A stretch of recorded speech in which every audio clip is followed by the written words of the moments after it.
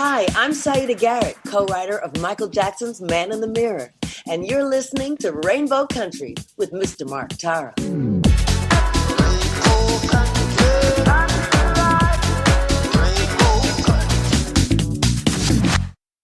The views and opinions expressed on the following program are those of the persons appearing on the program.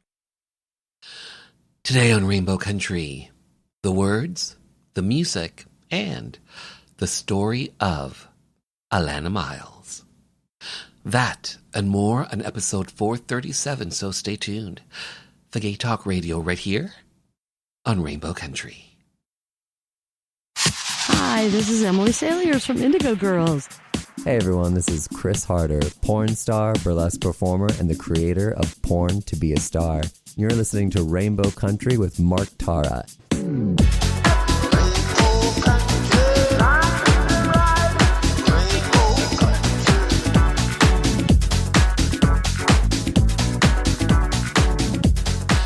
Well, hello and welcome to a brand new journey through Rainbow Country.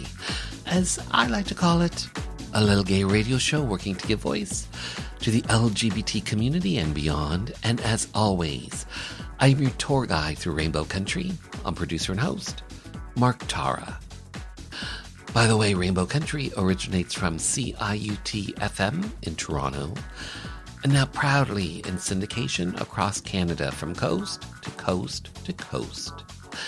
The Yukon, British Columbia, Saskatchewan, Manitoba, the east coast of Canada in Newfoundland, Ontario, even down to Buffalo, New York, and online. Well, thanks to you tuning in, streaming, downloading, but ultimately listening. Together, we continue to build Rainbow Country into a nationally syndicated gay radio show, as well as being recognized as a #1 Canadian LGBT podcast. So, today, she is a Grammy winner, a Juno Award winner, a Canadian Music Awards winner. She's released a number of albums, including her diamond-selling, self-titled debut album. She is Alannah Myles. So, this interview goes back to 2019 when Alannah Myles' self-titled debut album was about to celebrate its 30th anniversary. We'll find out about the making of her self-titled debut album, the fallout she had with her record company at the time, plus we'll find out about her father's impact on Canadian broadcasting. Plus, in Hour 2, music from LGBT artists, independent artists, voices that we've come to know and love in classic disco, classic 80s, classic house, and on this episode I'm featuring some classic 80s, some queer new music, and more. All that lies ahead as we start Journey 437 through Rainbow Country. So, when I return, the words, the music, the story of Alannah Myles.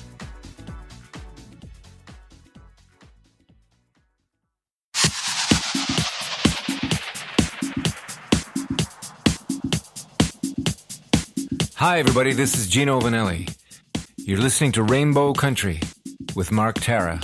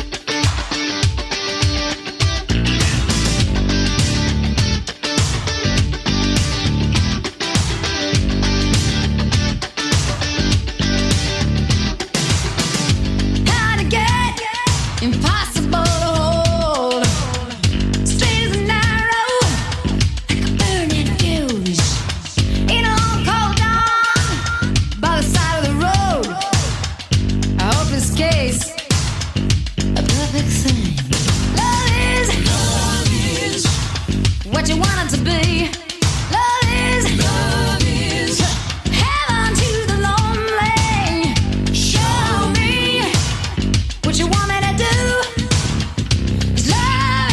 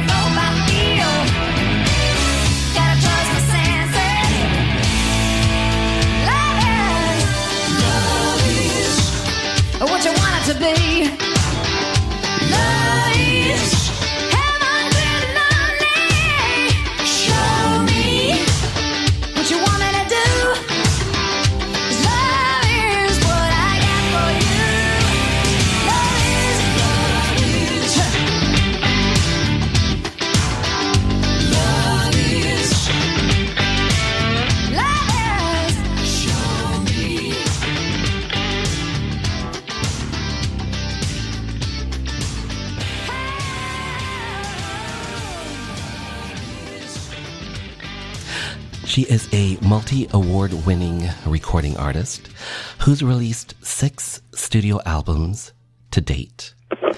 Her self-titled debut album was released in Canada in 1989 and went on to sell well over 1 million copies in Canada and well over 6 million units worldwide, making it one of the most successful Canadian albums of all times. Wow.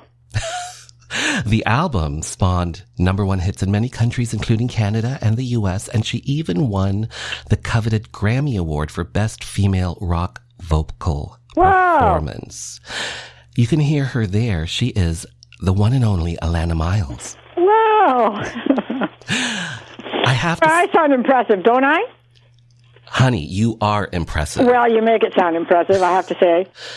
Your debut record, Alannah Myles, turns 30 years old. How does that make you feel? Old.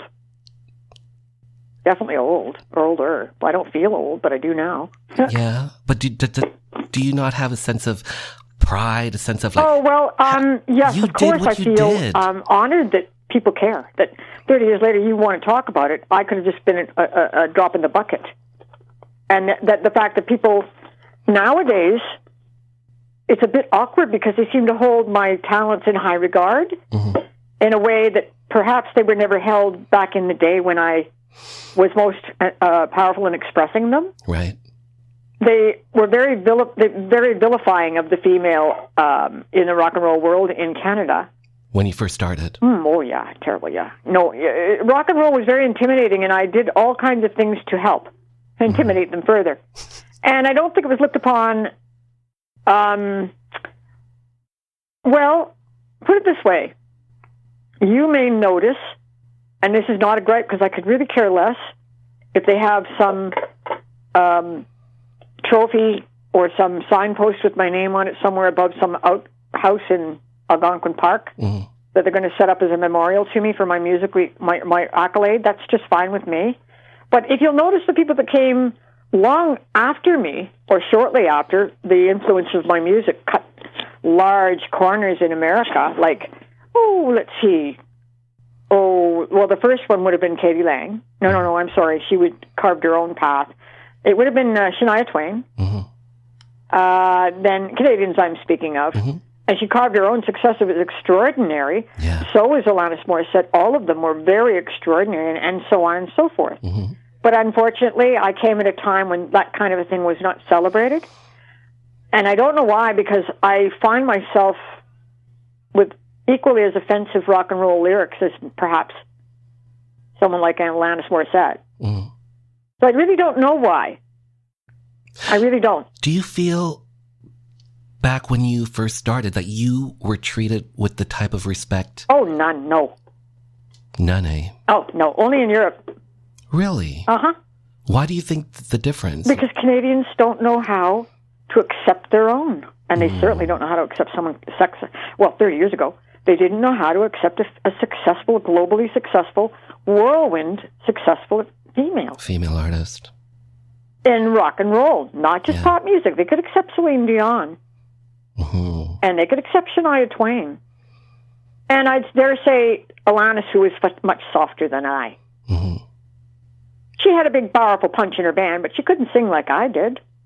I was loud, raucous, male-dominated rock and roll. Not heavy banging, but I had fun. It was rock. It was hard.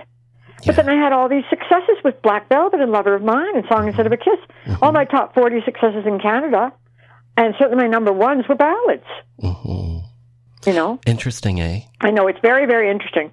So, it just was, at the time, how people would color things. Right. And taint the female like she's some sort of a slut for being rock and roll. Right. Or maybe for having some of the ridiculous buxom confidence that I had as a woman back then.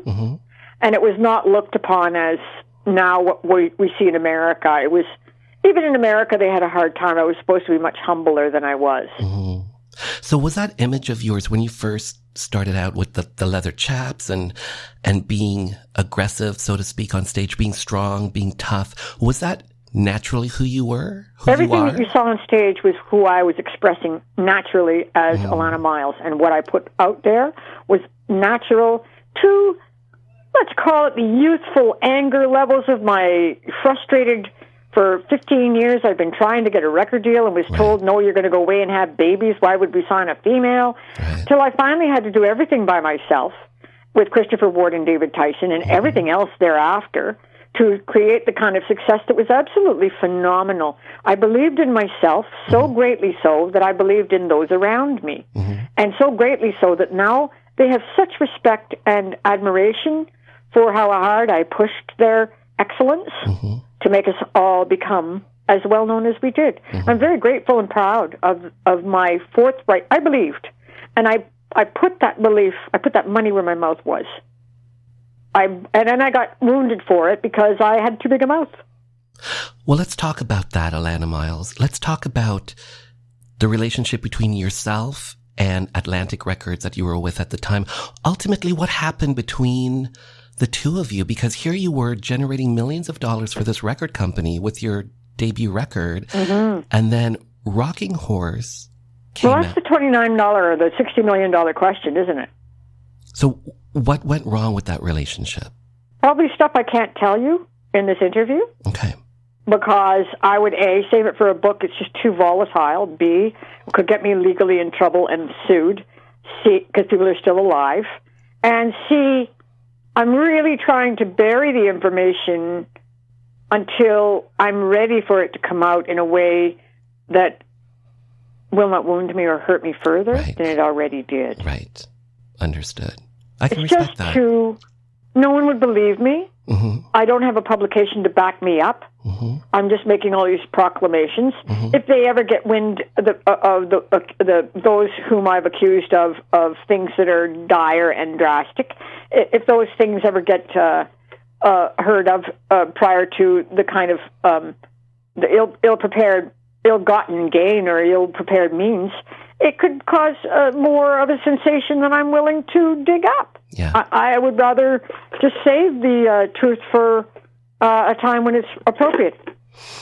It will be appropriate at some point, but probably not until a few people are in their graves.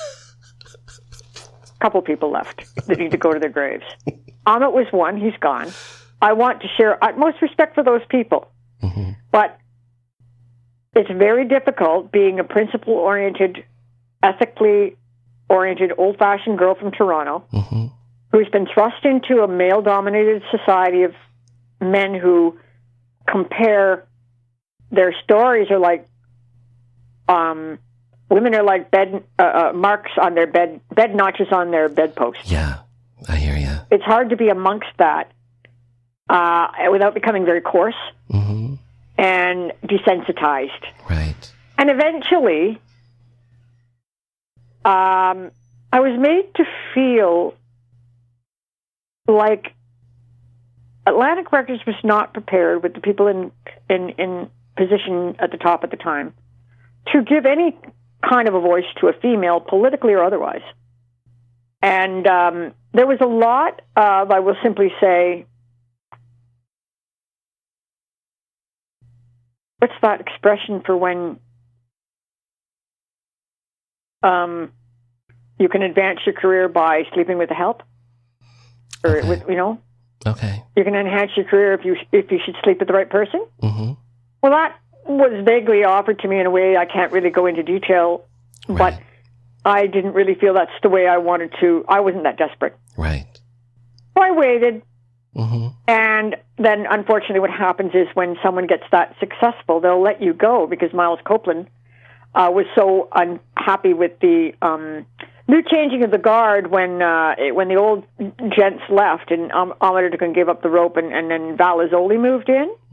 Val Azzoli was a guy that ran, I think, some label in Canada before he moved down to Atlantic and ran the Atlantic label down there.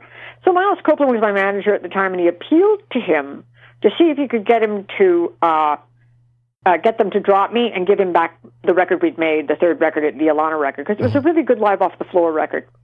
And it was rejected. No. You want it, so we want it. But what happened was afterwards, nothing happened. They gave us no support. Nobody came out for it. It was way too late. Rocking Horse had fallen by the wayside because they didn't put the money. They'd spent all the budget on all of the videos and everything on the first single and left nothing else for the other 3 singles for the rest of the year. Therefore, the record went kaput. No promotion money, no nothing. They did the same thing in 1990 to Mick Jagger, In Excess, and every other new label, every other seasoned artist in 1992. Really? It was released. You can look it up. And all of those records did slightly under and failed by comparison to the million sales they deserved because of the way in which the old guys were manning the job. They were wanting awards and making decisions based on the wrong thing, not the right single. And they were based all on ego.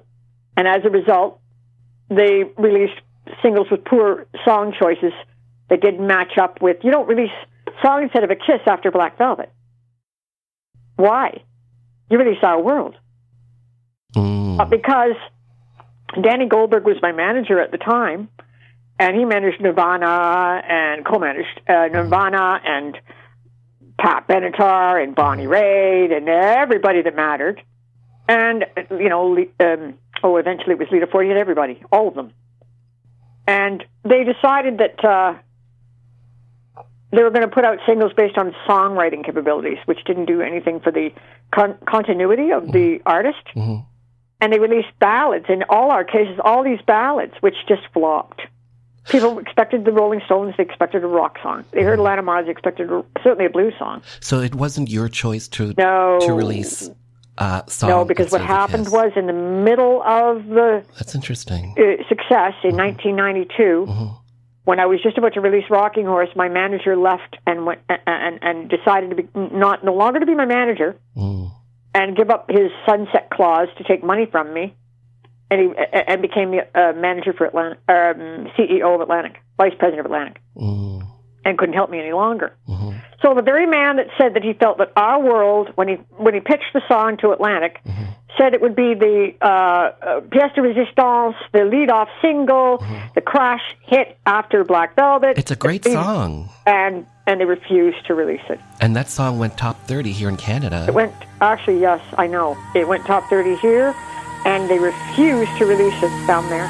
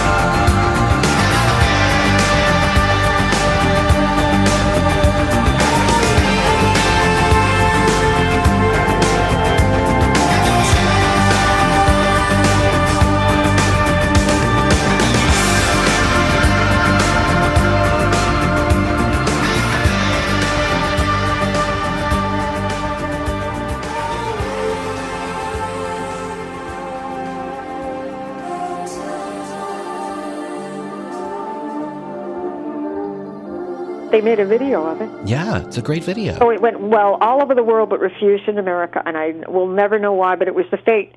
And then shortly thereafter, I was beginning a story about my third record, which I got no support of. Mm-hmm. And after that second record, I had a fatal meeting at the Grammys with the higher-ups and was told I could. They were going to drop me. No, they weren't going to drop me. They were just not going to support me. So I would not be dropped from the label, but I would still get, I would get no money. Mm-hmm. But if I wanted some money, I could come and get a personal loan. Hint, hint, nudge, nudge. Wink, wink. And I went, oh. And I don't think it took me probably about 20 years to realize I was being propositioned. Because I don't think like that. Right. I just don't. I thought, oh, you're respectful. I'm a lady. Ha, ha. Even the ladies, even the top, all the top ladies, they get it too. It's just abuse.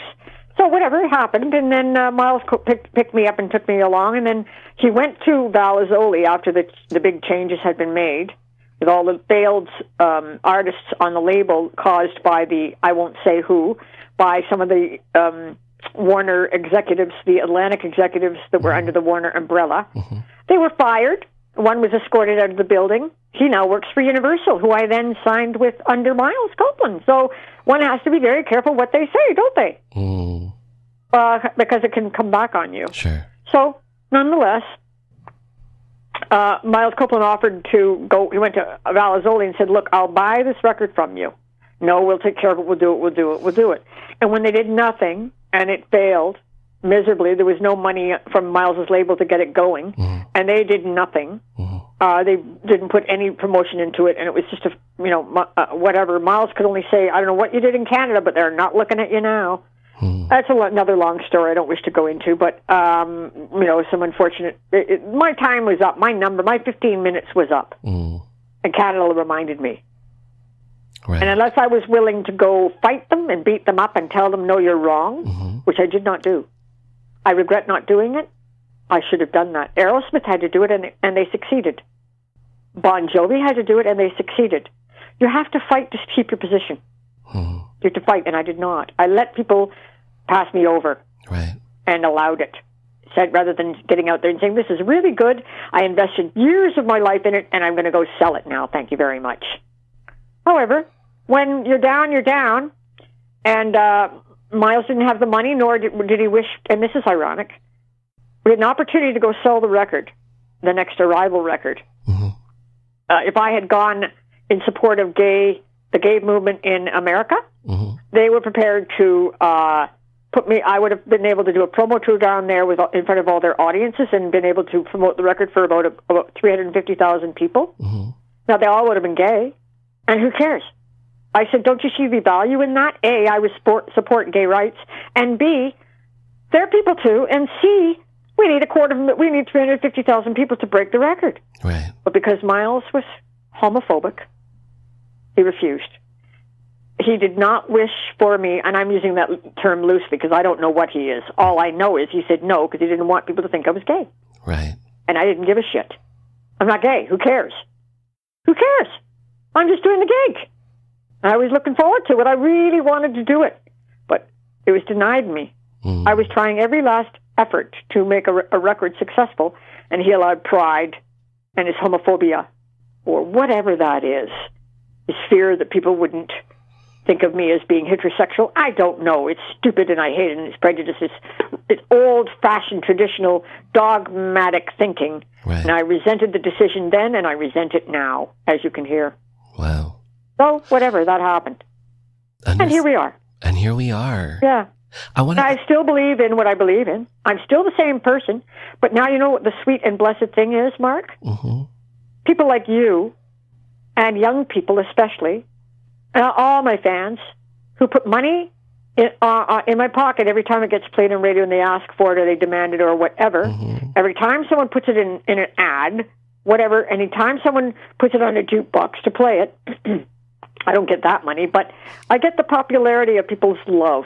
Absolutely. And that puts money in my bank, and for that I'm grateful, and I owe it to my fans to be grateful for that and be a kind-hearted and positive person. I can talk about this stuff, but it's only informative. Yeah. You know, it's interesting because there are very few people like yourself, Alannah Myles, that have made an impact on quite like that on pop culture. There are very few people. But I'm not recognized for that, you see. Not even in America. I'm a one-hit wonder in America. Really? Absolutely. Absolutely. And the only place in the world that I'm a one-hit wonder is America. I had hits in other countries like Sweden. Song Instead of a Kiss, you check it out, for 4 weeks on one of the Swedish charts had Song Instead of a Kiss for 4 weeks at number one. Mm-hmm. It's ridiculous. Let's follow up on that Song Instead of a Kiss. Who was that song about? The song was about my failed relationship with an Englishman.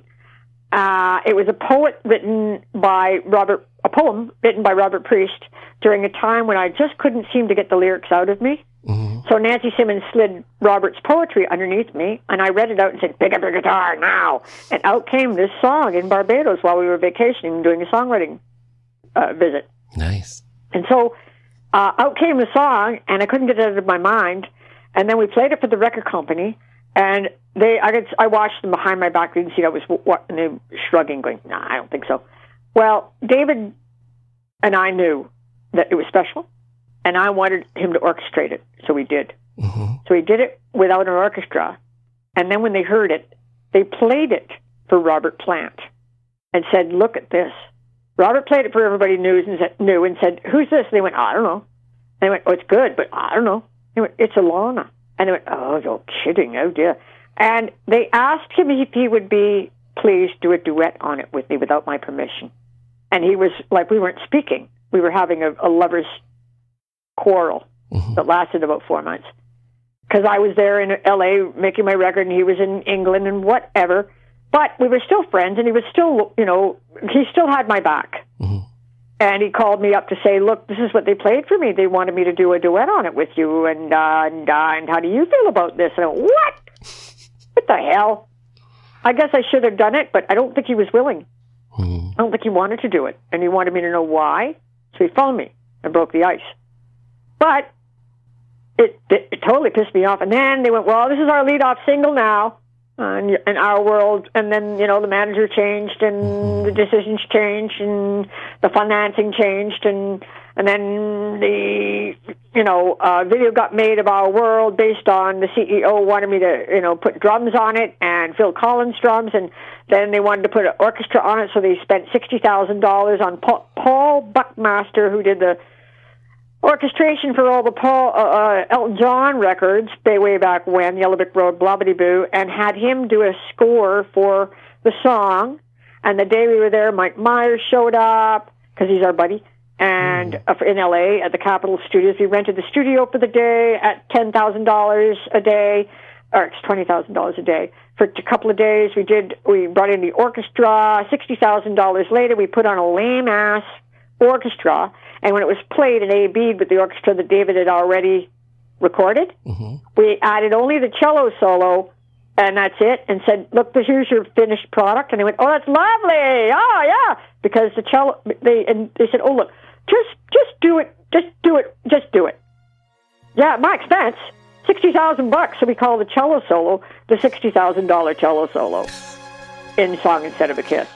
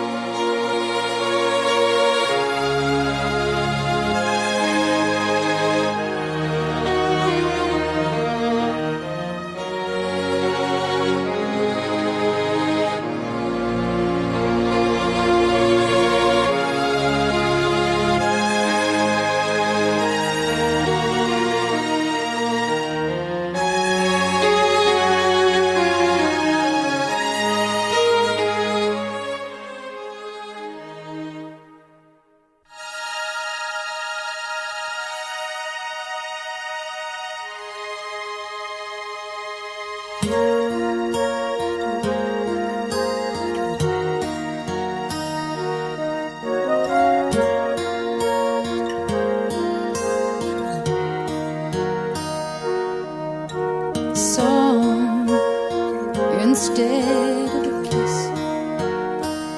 Baby, this is a song instead of a kiss. For all of you who ache, who long for nights like this, a song instead of a touch. Darling, this is a song instead of a touch. To all of you who wait so long and need so much,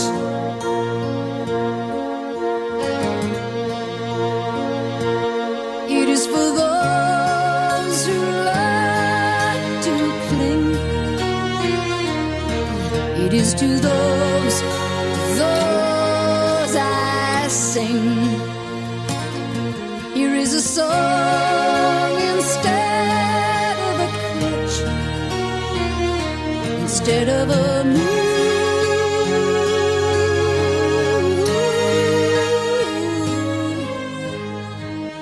instead of a soothing touch in the afternoon.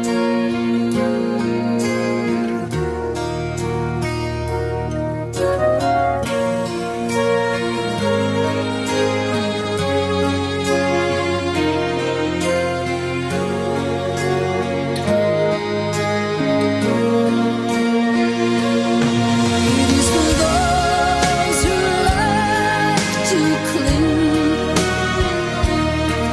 It is to those I sing. Here is a song instead of a crutch, instead of a moon,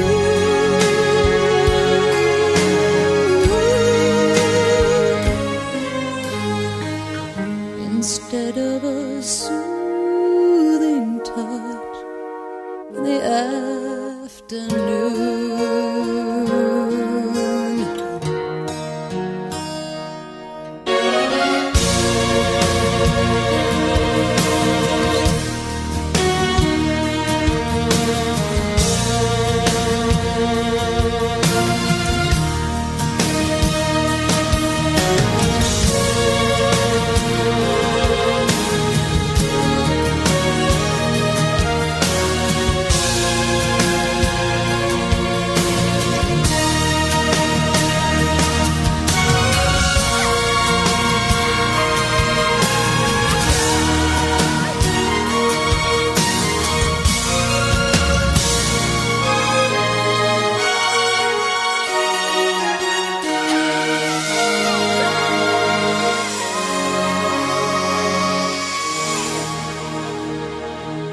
And on that musical note, we'll return after this Rainbow Country update.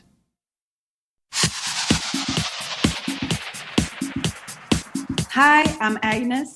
My new record, Magic Still Exists, is out now. You are listening to Rainbow Country with Mark Tara.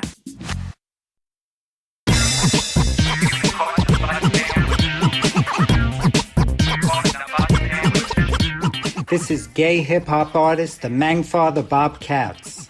An artist friend of mine recommended that I check out Mark Tara's Rainbow Country years ago, and I've been enjoying it ever since. Mark's excellent interviews highlight all aspects of the LGBTQ community, and he's not afraid to ask the difficult questions that other hosts avoid. And I love the music that Mark plays on Rainbow Country each week, especially when he plays my music. But seriously, Mark Tara has been such a supporter of my music and has turned me on to so many great LGBTQ artists that I'd never heard of before. I'm so grateful to Mark Tara's Rainbow Country.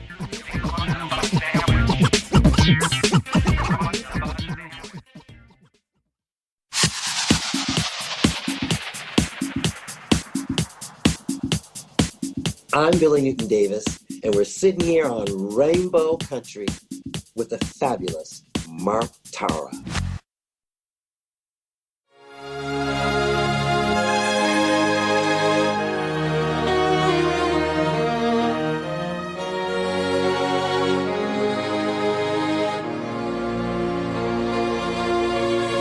How did you meet Robert Plant in the first place? Oh, Robert summoned me to go open for him. I said no for 6 months. Wow. Until finally I asked for so much money that nobody gets that kind of money. And I said, well, fine, I can't do it then. So he paid me. Wow. Yeah, I know. And ridiculous. I mean, opening acts don't get paid. But I needed to make my salary. Mm-hmm. My salary cut. I couldn't, I could make my money elsewhere. So he actually broke the bank. He broke the elastic bands off his purse strings, because he's very cheap, and had me come to open. It would serve him to do so. I think it was a wise decision for him. But it didn't. I don't know whether it got wise decision for me, because it certainly gave me a lot of cachet. Mm-hmm. But I don't know whether it did anything for him, because I don't know whether it put bums in seats. Right. I don't know.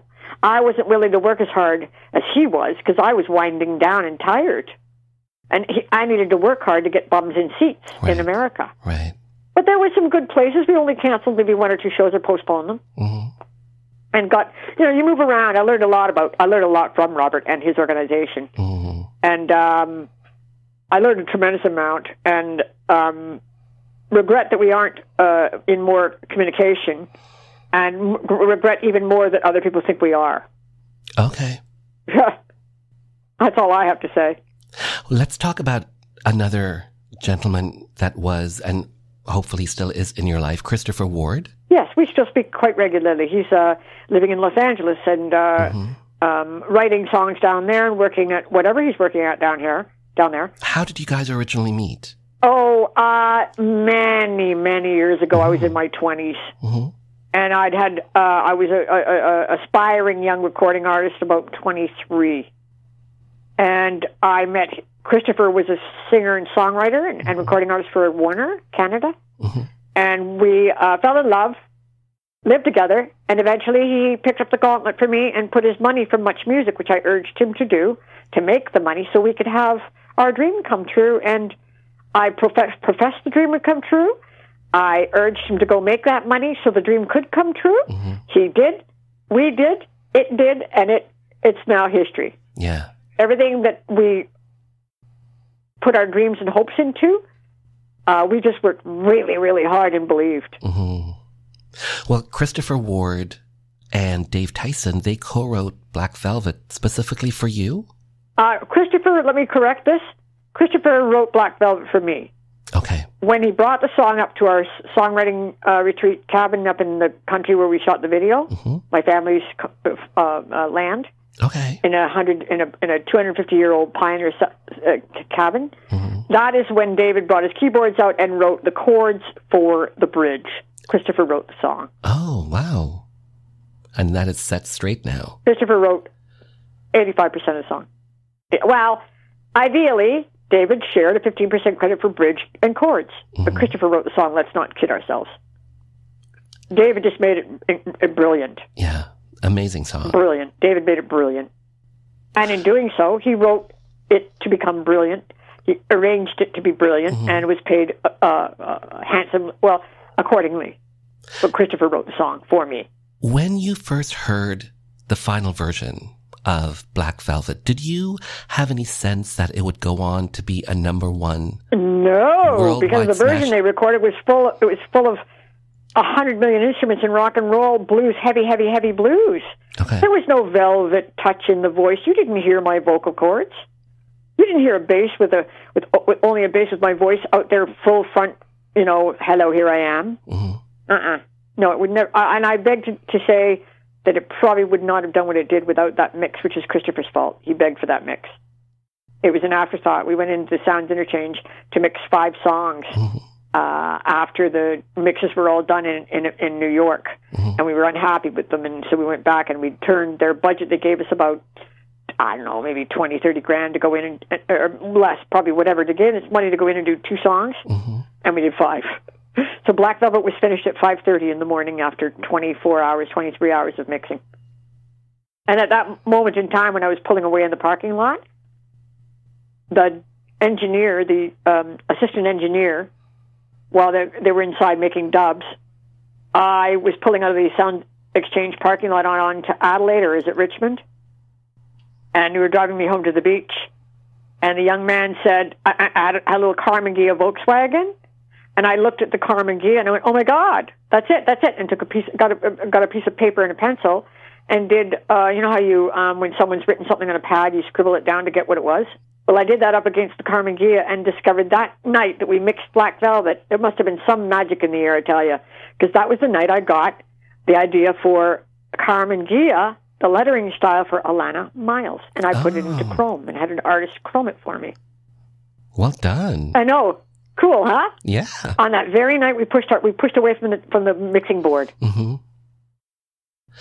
Incredible success. Yeah, it really was. It's quite a story. Incredible success. One day I'll share it, but I don't know whether anybody cares anymore, really. Trust me, they do. Oh, I don't know. Trust me, they do. When I told people that I had the honor, the privilege to chat with you, to interview you. I don't talk with many, but you know what? I do talk with those who ask, and if he asks me genuinely, if you put in a request with Christian and he floods it, he goes and checks out who's who, and then says you need to do this or not. He won't even show me stuff because I can't be, beholding to somebody who's upset with me who I said no to. Mm-hmm. So he just, sorry, it's not available, whatever. But in your case, I remember when I was up in Canada years ago, and there was somebody that worked at, I believe, the university station. Yeah. And they were very helpful to me, and I would go in and do little chats, and I enjoyed it. And here I would go in and read poetry. When I was, when I made, I did a record, and I was expressing a little more poetry, and it was it was showing in my work. I'm very proud of it, actually. I look back, and there's some very nice words, so I'm very proud of my lyric content. Well done. I want to talk about another gentleman that was incredibly successful here in Canada. Mm-hmm. He helped discover comedy duo Wayne and Schuster. And in 1997, he was posthumously inducted into the Canadian Broadcast Hall of Fame. Wow, posthumously, huh? And I thought it was while he was alive, but yeah, I think you're right. Talk to me about your dad. Well, it's a little-known fact, but there are a few old ones that have passed down the information to the young ones who are sports lovers, fanatics, who know my father to be quite a connected fellow back in the day. Remember, there were probably three people in all of Canada. There was radio, and then there was TV, and he was one of the few three that knew what's going on. Yeah. So he made his living doing radio, and he created, with an Englishman and an American, someone from the BBC, someone from AMC or ABC, someone in the States. Some people they'd hired, the Canadian CTRC hired my father and several other internationals to sit together and sculpt out how royalties would be paid to artists on TV and radio. So the radio royalties that I make and the television, all the royalties I make now are derivative of what my father invented. Incredible. And carved out in Canada in the pioneering age of when radio was making its way over into television. So he carved out the radio audio portion, and of course there's been amendments and all, but basically it's all done by territory, the amounts and volumes, the size, ability, it's all the same parameters. It's all the same. The more volume that you see in many territories, the more money the person in the commercial or on the radio makes. They try to make it fair with Canadian content, so we get our fair shake here, and we as long as you met the prerequisites by, I think you have to meet two out of the three qualifications, which is recording it here, or producing it here, or something here. Yeah, you have to make two of those prerequisites, or you don't get Canadian content. Unfortunately, I wasn't paid for my first record and lost probably close to $1 million in income because they didn't have their stuff together with ACTRA and the collecting, and they assumed incorrectly when it was too late that the money had all been dispersed but I'd had all that money coming to me because they presumed incorrectly that the first record was recorded in America when it wasn't. The second record was recorded in America. So I got all that money on a record that did nothing, and no money on a record that did everything. And I was quite broke. Very broke. I mean, flat broke. I had no money. I had 2 cents to rub together by, let's see, 18 years ago when I made my first royalty check in 2006. That was your first royalty check? Broke. Yeah, I had to pay back $7 million that it cost me in videos and red carpets and tours and all of that. That they made $80 million, but I had to pay back. It was a terrible situation. Why would I want to talk about it? Let alone be buried in a book over it. It's something I'd like to just forget. I'm making royalties now thanks to the loving memory of all those who still love my music. And I guess the quality of it keeps me loud and proud. I milk it to death because it's my right to. It's good music. I'm doing now what I wished I'd done then. You know, I would have made all that money then. No, I'll make it now because it's good quality music. And good quality music lives on, and I believe that. Absolutely. That's why I stopped everything I was doing to make it. I was making about 60 to 80 grand a year doing television commercials as an actress. And when I got signed by Atlantic, I literally quit acting, and I took $2,000 from Atlantic to live on. I had $20 in my pocket, maybe, to pay for a tuna salad sandwich. And Christopher and I broke up. He was up the street, and I was alone with no job. And he took care of me, but I had no money because every decision I made, I had to be there for. It was my record. I was writing, I was directing, I was involved in every single thing. It was my record. They didn't do a thing without me, bless their hearts. Nothing was foisted upon me. Nothing. Absolutely nothing. Until the second record, and I'd sold upwards of 8 million records. Wow. We don't know how many there are now because there's nobody counting. Right. However, there's my story. Yeah. There's your story. Incredible story. I guess, yeah. Alannah Myles, it's been a pleasure. Thank you again. All right. Will you take care, Mark? So that was my 2019 interview with the one and only Alannah Myles. By the way, since that initial conversation in 2021, her #1 worldwide hit, Black Velvet, was inducted into the Canadian Songwriters Hall of Fame. And in 2024, Alannah Myles' lawyers served Atlantic Records a termination notice for the U.S. rights to her first American record after 36 years. Bill 7, to ban discrimination in employment, government services, and housing, based on a person's sexual orientation, was up for a vote at Queen's Park. Most NDP and Liberal MPPs supported the bill, but without some progressive Conservative legislators' backing, a divisive split could rack the province. 4 PCs decided to break party ranks to vote with their conscience and support Bill 7. Cabinet Minister and MPP Dennis Timbrell did it to show solidarity for his beloved brother, the well-known drag queen Rusty Ryan. And for me, a gay politician who was not yet out, I had to take a stand. We were known as the Gang of Four. I'm former Cabinet Minister and MPP Phil Gillies. The date, December 2nd, 1986, when LGBT rights came to Ontario. And just like that, this little gay journey through Rainbow Country has come to an end. For the full 2-hour episode, simply head over to marktara.ca and hit the archives banner. To keep up to date with the show, check out my socials at Mark Tara. The podcast is available on all major platforms. And finally, I want to take this time to thank you for taking your time to be with me. Remember, we are living in days of making dreams come true, so believe in yourself, and the world will believe in you.